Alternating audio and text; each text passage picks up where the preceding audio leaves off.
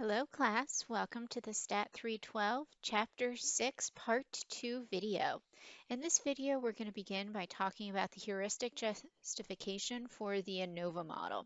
So if we take a moment to think back to our 200 level class, particularly our discussions on sampling distributions, we learned that the sample mean is normal with a mean mu and variance sigma squared over n if x1, x2, all the way to xn is a random sample from a normal distribution with mean mu and variance sigma squared.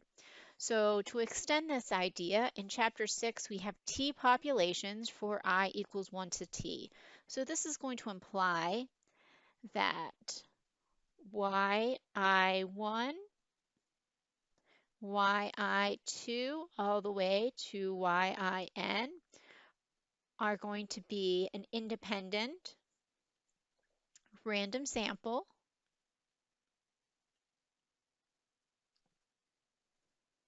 from the normal distribution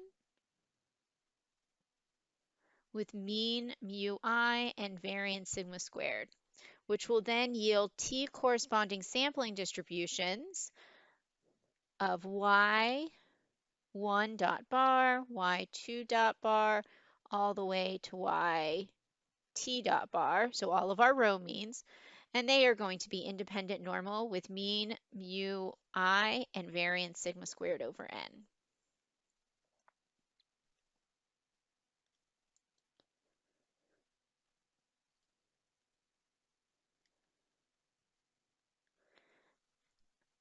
Now, as we are interested in the null hypothesis of mu1 equal to mu2 equal to dot dot dot all the way to mu t, which should theoretically be equal to the grand mean, this will allow us to assume under our null hypothesis that our various row means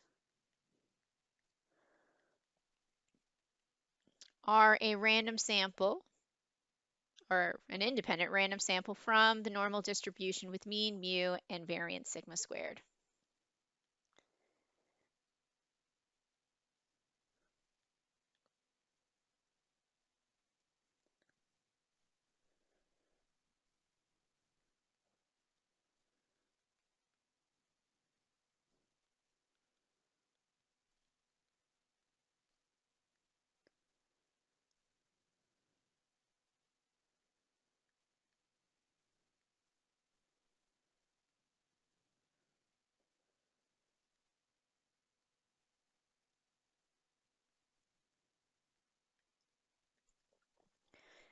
So now that we've established our knowledge of our sampling distributions, this leads us to another concept we learned in our 200 level class, and that was the idea of the sample variance. So for us, we often use the sample variance to estimate our population variance. And if you recall, the formula for our sample variance at the time was the summation of I equals 1 to n of the quantity of xi minus x bar and quantity squared all over n minus 1, where n minus 1 was our degrees of freedoms. And we had the assumption that x1, x2, all the way to xn is a random sample from a normal distribution with a mean mu and a variance sigma. To extend this understanding under our new null hypothesis, we can say that our row means is a sample from a normal distribution with mean mu and variance sigma squared over n. So if we apply our above results for our estimate of sigma squared over n, we can get this means variance estimate, that is the summation of I equals 1 to t of the quantity of our row means minus our grand means and quantity squared over t minus 1.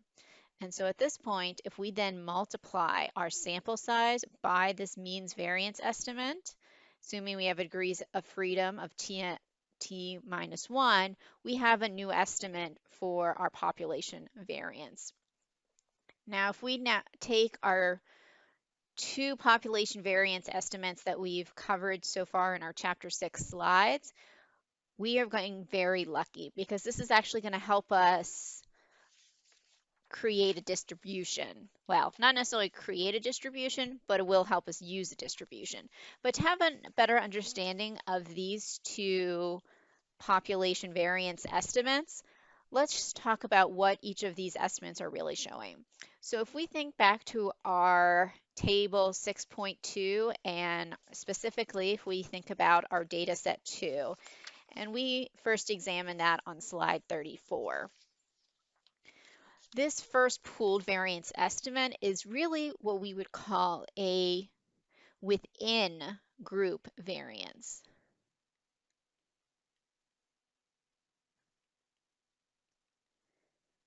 And what this does is if we take a look at this left part of our graphic, we can see that we have our 3 samples, and each of these samples, the red dot represents each of those row means. And what we can examine is the variance of each of the samples and compare them to each other. So for example, we can see that sample 2 has greater variability. That is one way we can look at our variance. Another way, which is the second variance estimate, is the between group variance. And this is what we can see on the right-hand side of this chart, where we've put up our data together and we've got our various grand and row means. And from there, we can have an understanding of the variance as a single sample, or a combined sample, I should say. Now, as I said, since we have this measurement of 2 population variances, this means that we can easily use the F distribution. If you recall from chapter 5, when we were using our F distribution to compare variances, it was a sample variance over a sample variance for our F test statistic. We are going to do the exact same thing here. It's just a natural extension, only instead of just having 2 populations, we can have 2 or more. And this can be done because this pooled variance estimate and our means variance estimate are both independent. So our new test statistic of interest is going to be F equal to N times that the means variance all over our pooled variance estimate. Remember, this is the one I gave you in these slides, not the one that I gave you previously. And we will compare this to the F distribution with degrees of freedom t minus 1, comma t times the quantity of n minus 1. Now, our numerator is going to be an estimate of the population variance if and only if our null hypothesis is true. So when our null hypothesis is not true, the test statistic F will be larger than expected and we'll reject our null hypothesis more easily. This leads us to our formal rejection critical value method, which is that we will reject our null hypothesis if F is greater than F alpha for degrees of freedom t minus 1, comma t times the quantity of n minus 1. Remember, t is our number of samples, n is our sample size per sample. This first value, when we're comparing it to our F table, this is our column value, and the t times n minus 1 is our row value.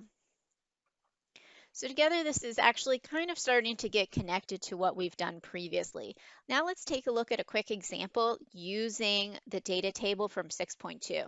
I know we've been pretty much focused on just looking at set 2. Now we're going to go ahead and look at both those sets.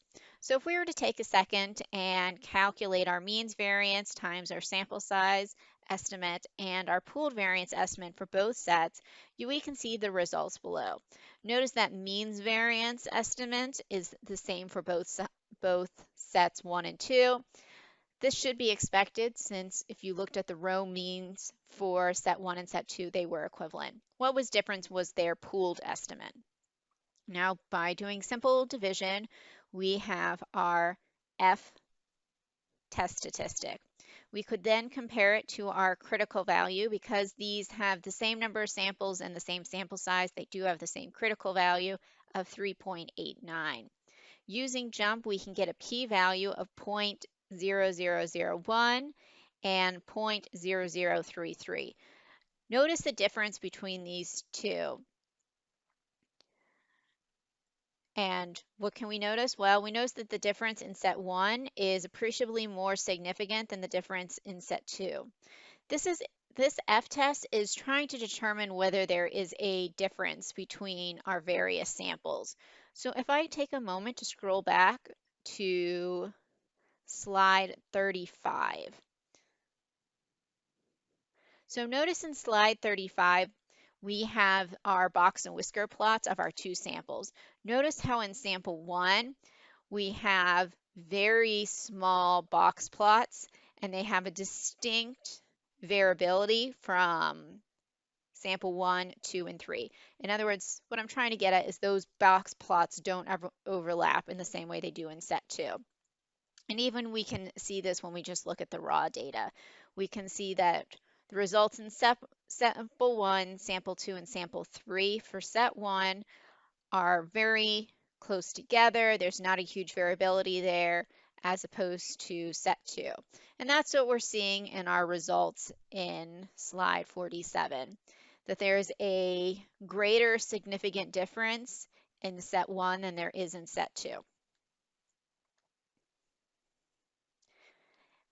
Now, at this point, this leads us to talk about a partitioning of our sums of squares.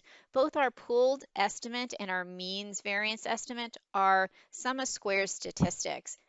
Now, in statistics, we use something called the ANOVA table, which is something that I introduce on slide 49, so we're almost there yet. But some of those statistics we use are derived from our pooled variance and our mean variance. We don't use them exactly, we use a derivation of it.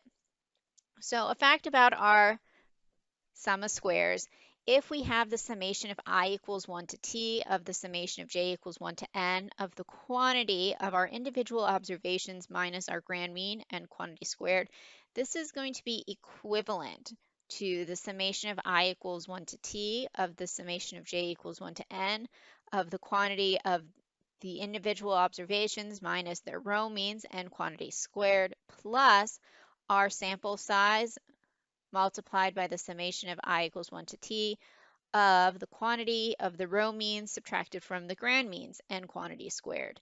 So what this is actually equivalent to is t multiplied by n minus 1, n quantity, our pooled variance estimate, plus n times the quantity t minus 1 multiplied by our means variance estimate. Now, because of this relationship, we actually use this first equation in something called the ANOVA table, which is generally something that all statistical softwares output. And they're outputting these three values, and they call them total sum of squares, the sum of squares within, and the sum of squares between. And it is important to note that the sum of squares within plus the sum of squares between equals the total sum of squares. And again, our sum of squares within and our sum of squares between are values that were derived from these variance estimates. And same thing with our degrees of freedom that we're going to concern ourselves with. When we are particularly thinking about situations when we have balanced design data, our degrees of freedom for our sum of squares within will be t times n minus 1 plus the quantity of t minus 1, which is our degrees of freedom between, and this will be equal to our degrees of freedom total, which is n times t minus 1.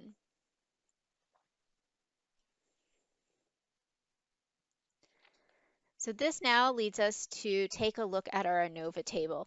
And as I stated before, whenever we use statistical software to analyze data, particularly with our data when we have more than two populations, we are usually given an output of an ANOVA table. So it's very important to understand it.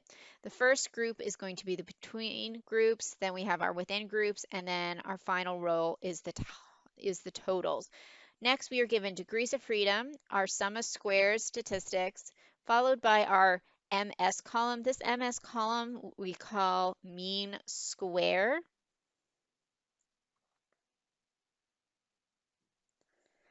And we divide our mean squares to get our F statistic. And this is the overall F statistic for the ANOVA table that we use to compare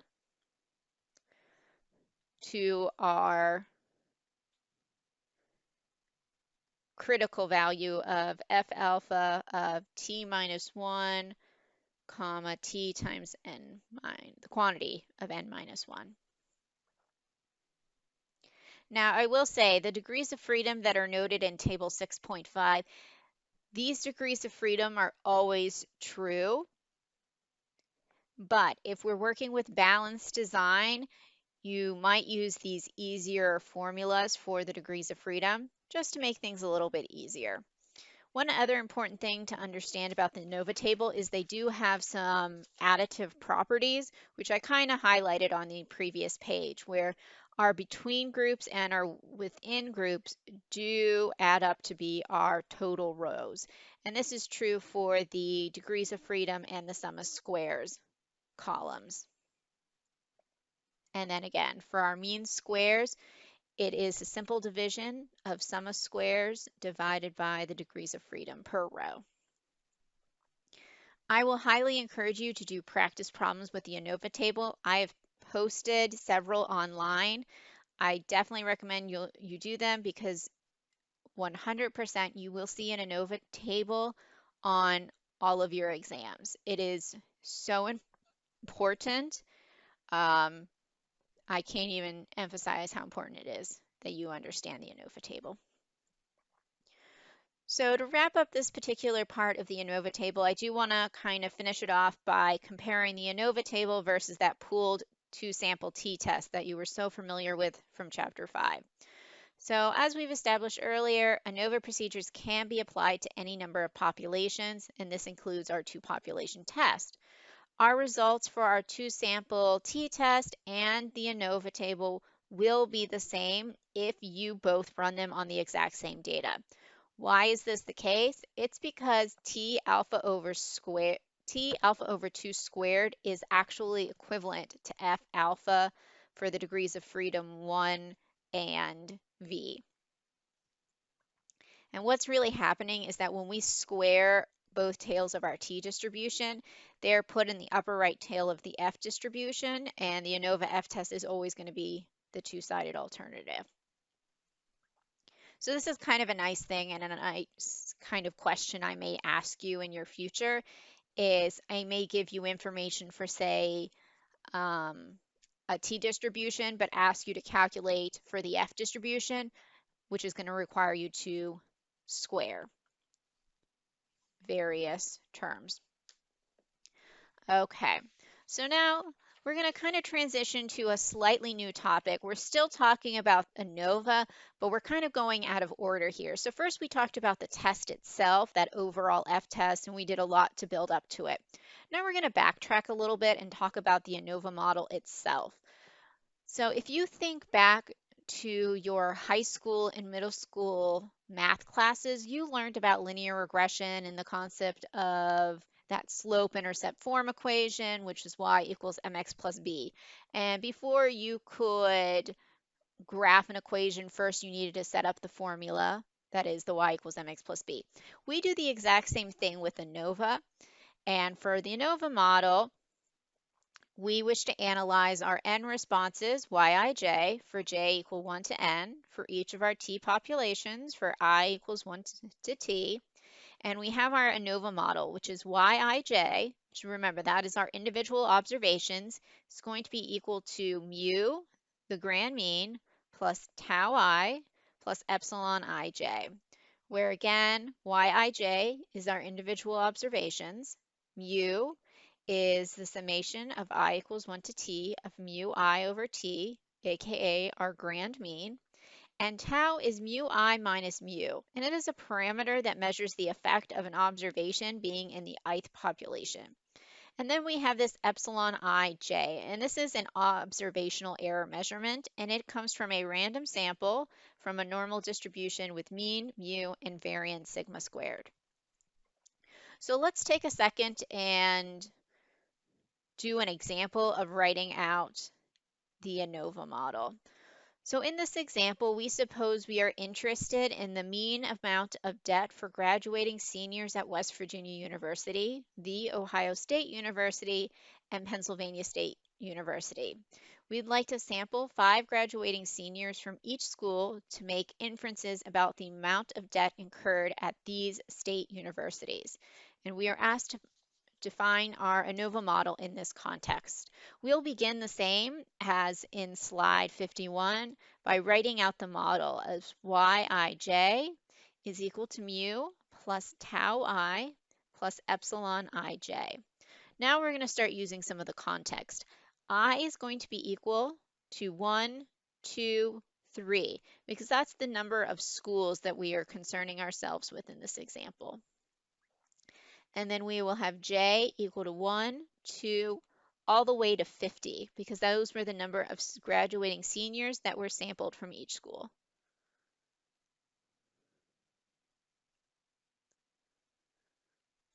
And now we can define each term in the above equation. So to start, we will define our Yij, our response. And this is going to be the debt for student student J, getting ahead of myself, from school I.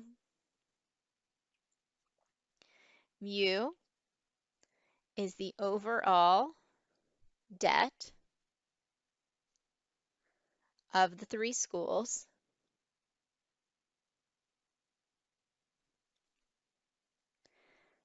Tau I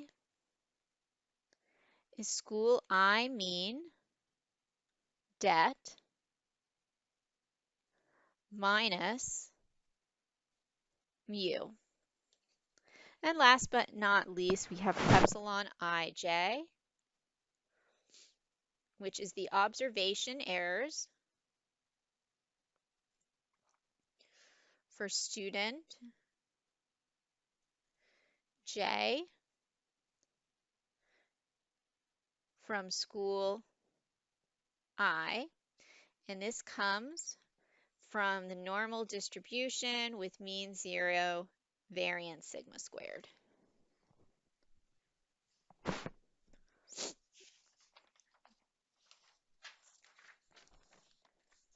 All right, very good. Now, I do want to talk about this specific problem a little bit more in depth, because this type of scenario is what we call a fixed effects model. And the reason it's called fixed effects is because we are only interested in the effects of these 3 fixed schools, as to opposed to what is known as a random effect model, where instead of being concerned with just those 3 schools, we would be really interested in, say, all state schools in the United States, but we are using those 3 schools as our sample size. We are going to talk about random effect models later in our Chapter 6 notes, but the majority of Chapter 6 really focuses on fixed effects models. So one thing that we've yet to talk about for our fixed effects models is how we're going to write our null hypothesis in this context. And we're actually going to have kind of a shorter null hypothesis than what we were writing earlier. Our null hypothesis will be that tau I is equal to 0 for all I, versus the alternative that some tau I does not equal 0. Now at this point, I do want to make a note, because earlier in these slides, I talked about how the null hypothesis is mu1 equal to mu2 equal ... equals mu t equal to the grand mean. That's still absolutely true. This is a synonym of that situation. And let me demonstrate how that is the case. So if I'm saying tau I equals 0, I'm saying that tau 1 equals tau 2 equals tau 3, which equals dot, dot, dot, which equals tau t, which equals 0. As we've defined in the previous slides, tau, say tau 1, is mu1 minus the grand mean mu. Tau 2 would be mu2 minus mu, which would be equal to mu3 minus mu, which equals dot, dot, dot, all the way to mu t minus mu, which equals 0. If we use our algebraic skills, we could add the population mean. And what this will simplify to be is mu1 is equal to mu2, which is equal to mu3, which equals to dot, dot, dot, which equals to mu-t, which is equal to mu, our grand mean. So what we're saying is an equivalent statement. It's just shorter, and I feel like gives us less chance of making an error. To put this in further perspective, let's take a look at another example. In this example, we're going to solve the problem in the entirety, meaning we are going to define our model, set up our hypothesis, run our test statistic, and make our conclusion. So in this example, we have 3 sets of 5 mice that were randomly selected to be placed in a standard maze with different colored doors. The response is the time required to complete the maze as seen in table 6.29. So we have 3 doors, red, green, and black, and 5 mice that went through the red door, 5 mice for green, 5 mice for black. So this is going to give us a sample size of 5. And to illustrate a point I'm going to make later, I'm going to go ahead and record our row means. Our row means for the red color is 10.8, for the green 22.2, and for the black 8. And this will give us a grand mean of 13.67. Like I said, these values will need a little bit later, but not for the next slide directly, because the first thing we're going to be asked to do is to state our fixed effects ANOVA model. So we're going to do a very similar thing as we did in slide 52. We are going to state our model, which is Yij, which is equal,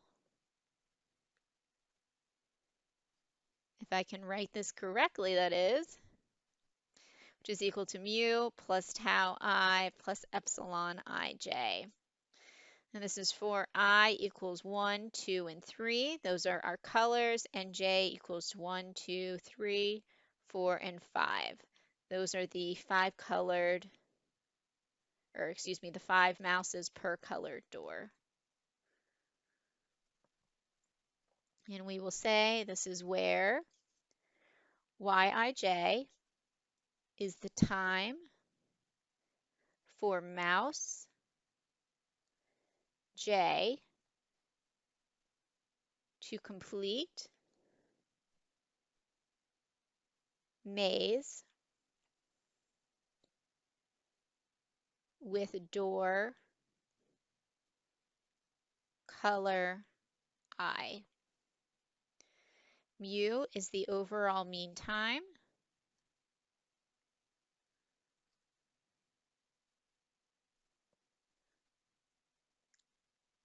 Tau I is the color I mean time minus mu, and epsilon ij is the observation error for mouse j from expected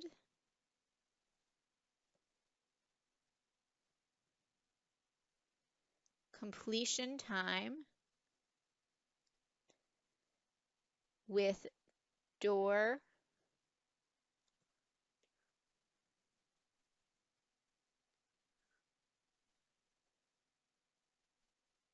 color I, and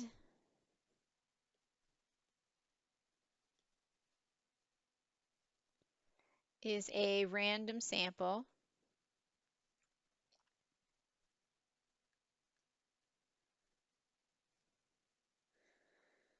from the normal distribution with mean 0 and variance sigma squared.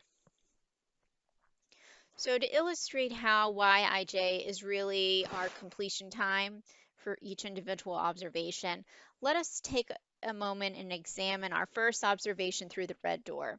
This would be recorded as Y11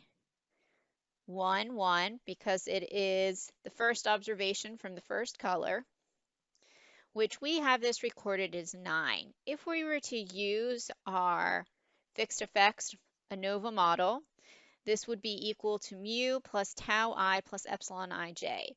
Mu is our grand mean, so this would be 13.67. Tau I, remember that is our row mean of 10.8 minus our population mean, which is 13.67, plus our error term, that epsilon ij. If we were to simplify this, what we're saying is our single observation is our row mean plus some sort of observational error. So in this case, epsilon ij would be equivalent to negative 1.8. Isn't that interesting? Okay, so I just wanted to give you an idea so you could have better understanding of what that equation is really doing. Now, as I've promised, we were going to do this problem to completion, which means we now need to actually perform the appropriate analysis to test whether there is an effect due to door color. So we're trying to see if our mice perform differently in the red doors, green doors, or black doors. So to begin, we will write our null hypothesis of tau I equals 0 for all I versus the alternative hypothesis that tau I does not equal 0 for some I, where I equals 1, 2, 3, because we have our 3 colored doors. Now, in general, when we do JMP, or excuse me, when we do ANOVA, we often use JMP to get our calculated statistics because we know, without even having to do it, that calculating the sample variance measurements by hand takes a while. So we're going to be lazy and we're going to use JMP.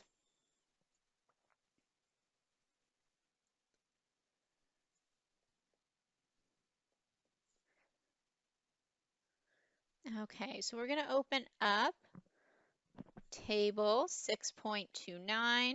I'd already opened it earlier, so I didn't have to go to eCampus, but we easily could have. And now we are going to perform our analysis. So in order to do so, we are going to go to Analyze, Fit Y by X. Our response will be time. Our factor will be color. We will select OK, and we will have the one-way analysis of time by color open up. And just by looking at this table, I'm going to say that I feel like there's a significant difference between green and black and red times. And we can probably also figure that when we look at slide 54 and I gave you the row means. Notice that the times were significantly larger when we were looking at the green door. But again, we need to confirm this with our test results. So if I click the red triangle, I'm going to select means ANOVA. And what's going to output for us is the ANOVA table that I introduced a few slides back. That's why it's so important to have an understanding for it, because anytime you try to do an ANOVA analysis, you're going to be given an ANOVA table. So for this test, we were given an F-test statistic of 20.0142, degrees of freedom equal to 2, 12, and we were given a p-value of 0.0002, and this is going to be clearly less than our 0.05 alpha value. So this means we will very easily reject our null hypothesis, which means we can formally state our conclusion that there is sufficient evidence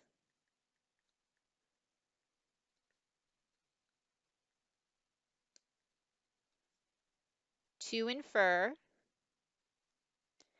a Dor color effect on mean maze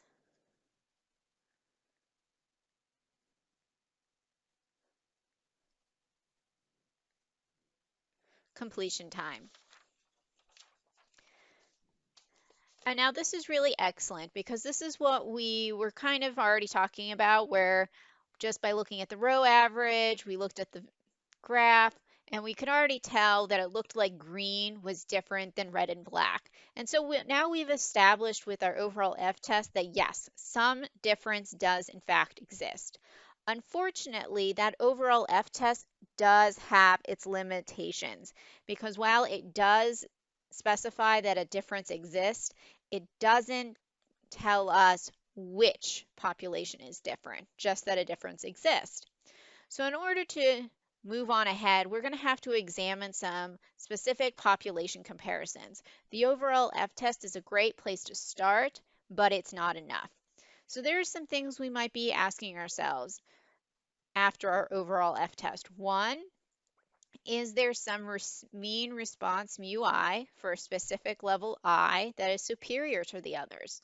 In our mouse example, we may say, was one of the colored doors causing the mice to go faster than the others or slower?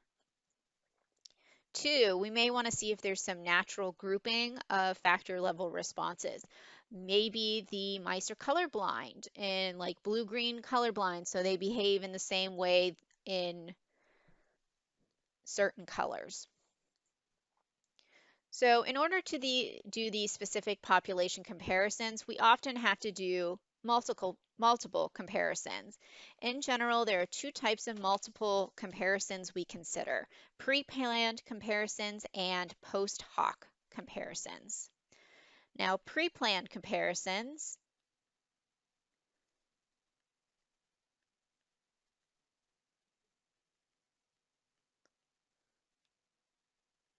these are generated prior to experiment being conducted.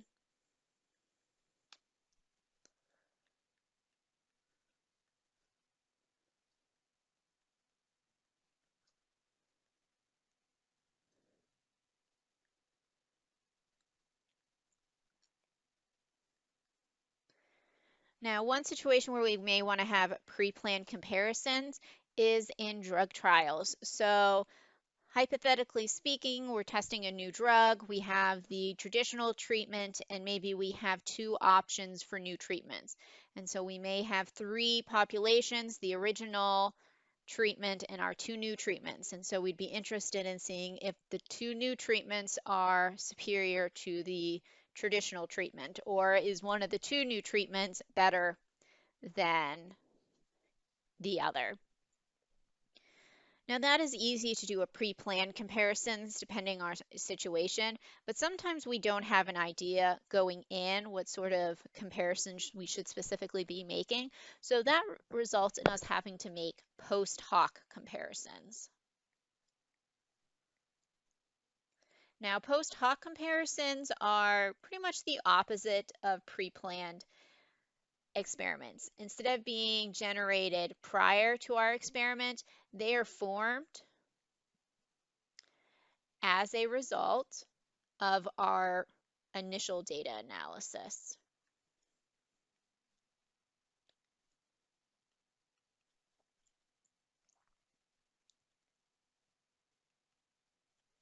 So essentially, we conduct our analysis and we see that there's some sort of difference existing, and then we try to establish what is the difference exactly without having any prior notions. So in order to do this, we generally are going to use this concept called contrast. To read directly from the slide, most specific comparisons are based on linear combinations of our population means, mu I, and we call these contrast. And to understand how to set up contrast, we're going to consider our mice in the maze example particularly. So let us suppose for a time that doors in mazes are typically black. And so our experimenter might want to see if there is a difference in the maze time if they change the door color to either red or green. So because of this change, we may be specifically interested in testing whether, on averages, our black door performs significantly slower or different than the mean completion times of the red and green doors. So in order to make our null hypothesis for this, we need to show a division of the black door versus the red and green door. Now, when we were doing two populations, this comparison was made rather easy. We did mu1 minus mu2 equals 0. We are still going to have to show this difference by subtraction of our two groups. On one hand, we have our black door group, and then we have the red and the green door group. And now because our green door and red door are together, we'll add them, difference, we use subtraction. Now here's the thing about contrast, which we'll define formally in a little bit. We want those coefficients of the contrast to equal 0. So in our traditional two population hypothesis, mu1 minus mu2, our coefficients was +1 and -1. We still need to do that in this situation. So what we're going to do in order to get our equation to balance is we are going to put a coefficient of 2 in front of mu b. So it's kind of 2 parts black door versus 1 part red, 1 part green in order to keep our coefficients equivalent to 0. We could have also done it with fractions where we could have had 1 part black door and 1/2 red door, 1/2 green door. Both of these options would have been similar. We also could have written it as a null hypothesis of mu b equal to 1/2 times the quantity of mu r plus mu g. And again, in our case, we were caring about whether the mean times for the black door were greater. And so to show that easily, we used the greater than sign. Sorry about that. Let me erase some of this. A little bit of distraction. Okay, so, but again, as I've written this null and alternative hypothesis, it is still equivalent to what I wrote on the previous slide, and that is, we can say that 2 parts black door can be compared to 1 part red and 1 part green, which would be equal 0 to the alternative of our 2 parts black door being subtracted from the quantity of mu r plus mu g, which would be greater than 0. Again, these hypotheses are equivalent. The essential component is that our coefficients add up to be 0. So at this point, this would lead us to give us our formal definition of contrast. But at this point, I feel like this is sufficient and a good place to stop for video 2. So that's what I'm going to do. Once again, I want to encourage you to take a look at those ANOVA practice problems on eCampus. And as always, if you have questions, please send me an email. Have a good night.